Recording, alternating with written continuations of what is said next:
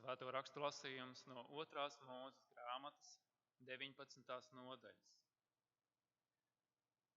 Un viņi devās ceļā no Refidimas un nonāca Sinai tuksnesī un apmetās tuksnesī.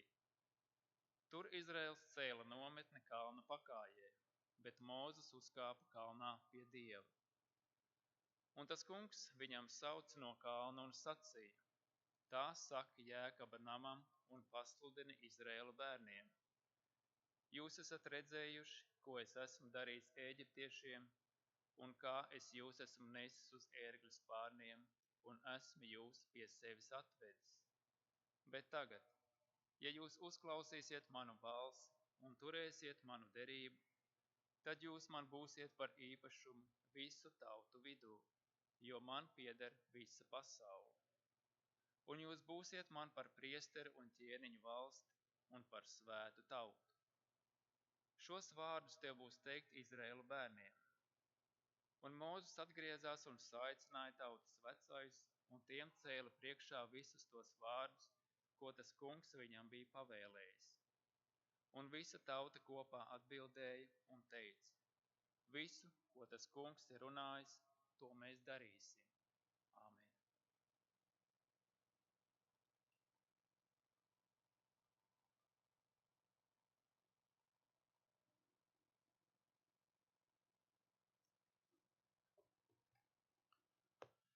Lasījums no Pāvila vēstules romiešiem no 5. nodaļas no 1. līdz 8. pantam.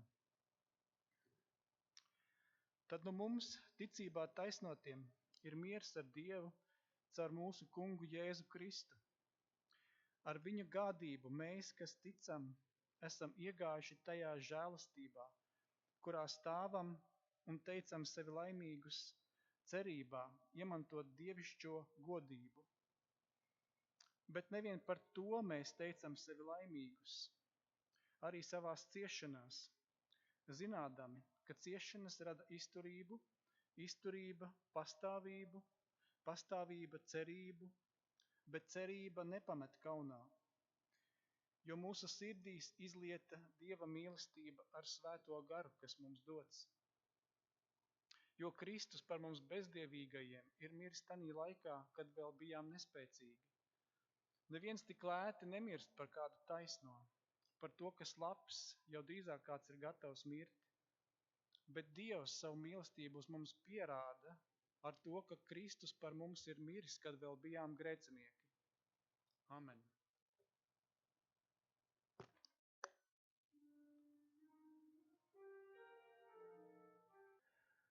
Žēlastība un miers jums no Dieva mūsu Tēva un no mūsu Kunga Jēzus Kristus.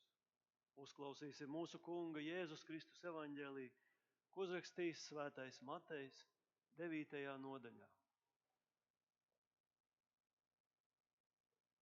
Un Jēzus apstaigāja visas pilsētas un ciemus, mācīdams viņu sinagogās un sludinādams valstības evaņģēliju un dziedinādams visas sērgas un slimības.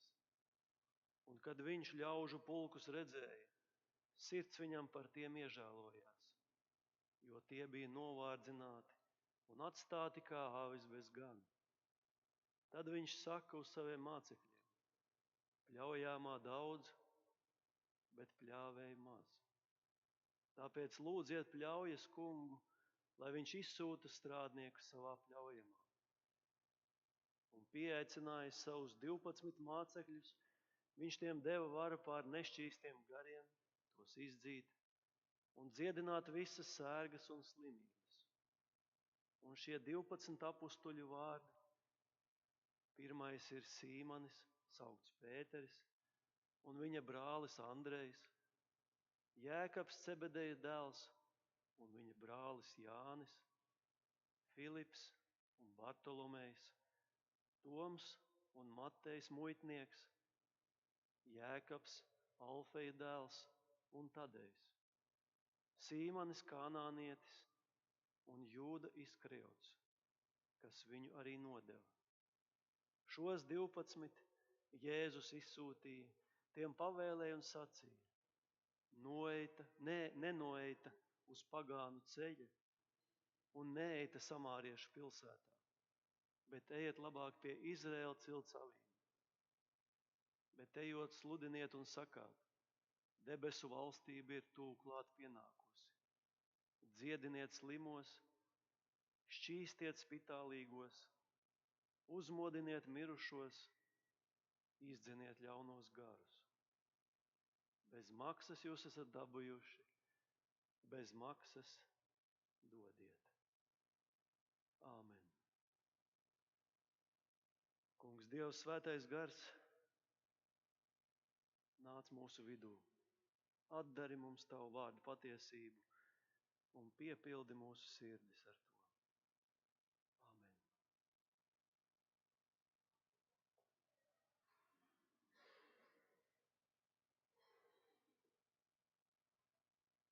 Šīs dienas evaņģēlija pirmajos vārdos, pirmajos 2 pantos, Matejs aptver īpašības, kas raksturo mūsu kungu un pestītāju Jēzu Kristu.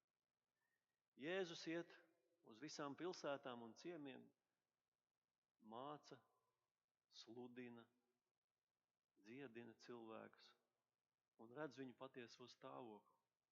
Kādi viņi ir patiesībā, nomākti, ciešanās, sāpēs, nomocīti, skumjās, slimībās, vientulībā, bezpalīdzībā un atstumtībā viņš tos redz, novārdzinātus un atstātus. Jēzus šos satiktos cilvēkus raksturo kā ganāmpulku bez gana un attēlo kā ražas lauku, kas gatavs ražas novākšanai. Jēzus redz to, ka cilvēkiem ir vajadzīga palīdzība, mierinājums, dziedināšana un glābšana. Bet viņi nezina, kur to meklēt.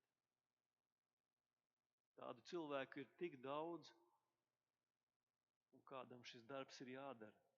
Tāpēc Jēzus aicina 12 mācekļus, vienkāršus vīrus, parastus strādniekus. Viņi nebija intelektuāļi, viņiem nebija arī formālas izglītības, viņi nepiederēja pie augstas sociālās kārtas, kā arī nebija stingri likuma ievērotāji. Viņi nebija perfekti, bet viņi klausījās Jēzus vārdos, ticēja viņam un izvēlējās viņam sekot, neskatoties uz sākotnējām bailēm un vilcināšanos. Katram no viņiem ir savs dzīvesveids un stāsts, un katrs ir atšķirīga persona, bet viņus viena un tā pati mīlestība pret to, kurš aicina un sūta. Mūsdienu pasaule attīstās ļoti strauji un straujāk nekā agrāk. Sociālās, ekonomiskās un miera problēmas mūsdienās jārisina ātrāk nekā jebkad agrāk. Tāpat nepārtraukti rodas jaunas izklaides formas un pastāvīgi iespēja redzēt notikumus visā pasaulē rada īpašu klātesamības efektu un arī atkarību. Arvien vairāk cilvēki vēlas, taču nespēja turēt līdzi straujiem laikmetam un pilnvērtīgi tajā iekļauties. Tas bieži vien izraisa trauksmi, neapmierinātību, dusmas, kas izpaužas dažādās agresijas formās, noved pie depresijas un arī veicina dažādu atkarību veidošanos. Ja mēs paskatāmies apkārt, tas nav tikai dažiem cilvēkiem, bet lielākajam vairumam. Tāpēc Jēzus, ejot cauri mūsdienu pilsētām un ciemiem, piedzīvot to pašu sajūtu un izjust to pašu līdzjūtību. Viņš redzētu cilvēkus, kuri cīnās ar badu, slimībām, ciešanām, atkarībām, vardarbību un pamestību. bezpalīdzībā novārdzināts un atstāts, kuriem tik ļoti ir nepieciešams atbalsts, mierinājums, iedrošinājums un palīdzība. Tieši tāpat kā pirms 2000 gadiem arī šodien. Nekas jau nav mainījies. Un tāpat arī mūsdienās līdzās ir plēsīgi vilki avju drēbēs ar alkatību un sautīgām interesēm izmanto cilvēku ciešanas un bezpalīdzību, lai īstenotu savus mērķus un gūtu savu labumu sev. Tāpēc Jēzus aicinājums lūgt pēc vairāk strādniekiem Dieva pļaujā ir tikpat aktuāls šodien, kā tas bija arī toreiz. Viņš saka, lūdziet pļaujas kungu, lai viņš izsūta strādniekus savā pļaujamā. Kas ir šie strādnieki, pēc kuriem mums būtu jālūdz? Tie ir tie, kurus pats Jēzus tūlīt arī sūta, gan toreiz, gan arī tagad. Un viņš pieaicināja savus 12 mācekļus un tos sūtīja ražas novākšanā, lai tie darbojās pasaulē, sludinātu labo vēsti, dzīvotu līdzjūtībā, veidotu baznīcu. Tieši baznīca un draudze ir vieta, kur turpinās Jēzus darbs, un no tās izplešās tālāk pasaulē pie citiem cilvēkiem. Tad, kad draudze tiek veidota un stiprināta līdzjūtībā, tajā kļūst redzama Dieva mīlestības un taisnības valstība. Tas ir iemesls draudzes pastāvēšanai un kopīgai. Jo šeit mēs tiekamies, skatāmies viens uz otru, redzam viens otru, jūtam viens otru. Mums ir attiecības, mēs sarunājamies, iepazīstam viens otru, palīdzam viens otram un kopīgi sniedzam šo palīdzību citiem cilvēkiem, kuriem arī ir nepieciešama aprūpe un atbalsts. Kad draudze ir veidota uz līdzjūtības pamata, tā kalpo. Tad mēs raugāmies uz tiem, kas ir bezpalīdzīgi, kas ir atstumti, nomākti, kas ir ciešanu pārņemti ar tādu līdzjūtības skatienu, ar kādu Jēzus toreiz uz viņiem skatījās un tuvojās. Mīlēdams, mācīdams, dziedinādams, atjaunodams, kalpodams un glābdams. Dziediniet slimus, šķīstiet spitālīgus, uzmodiniet mirušos, izdzeniet ļaunos garus, saka Jēzus. Vai arī šie vārdi attiecās uz mums,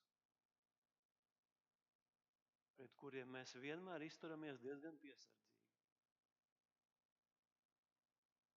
Bet patiesi baznīcai un draudzei arī šodien ir spēks un līdzekļi, lai to paveiktu, ko Jēzus mums pavēlēja darīt. Un to gan toreiz, gan tagad dara Dieva strādnieki, kas kalpo cilvēkam, nesdami Dieva patiesību, atlaiž grēkus ar roku uzlikšanu, dziedina vainas ar lūgšanām un izdzen ļaunus garus kristību sakramentā. Kas ir šie Dieva vēstneši?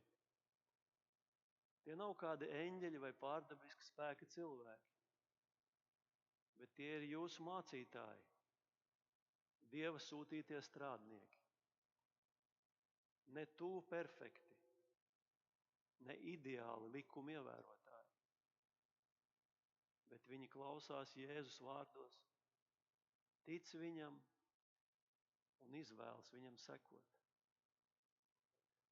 Lūk, Jēzus nesūta kādus brīnumu darus, bet vienkāršus mācekļus, kalpot viņa ļaudīm.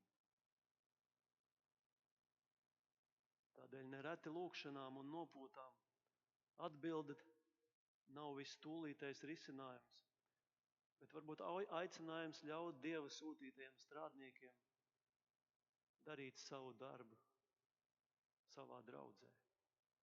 Arī aicinājums nākt pie saviem mācītājiem. Tev, draudze, Dievs ir devis strādniekus. Tev nav jāmeklē. Tev palīgs jau ir dots. Katram no jums mācītājs ir kalps, palīgs un gans. Tādēļ nav jāmaldās vai jākrīt izmisumā, paļaujoties tikai uz pašu spēkiem. Pats Dievs jums grib palīdzēt, sūdīdams mācītājus. Nebaidieties nākt pie saviem mācītājiem.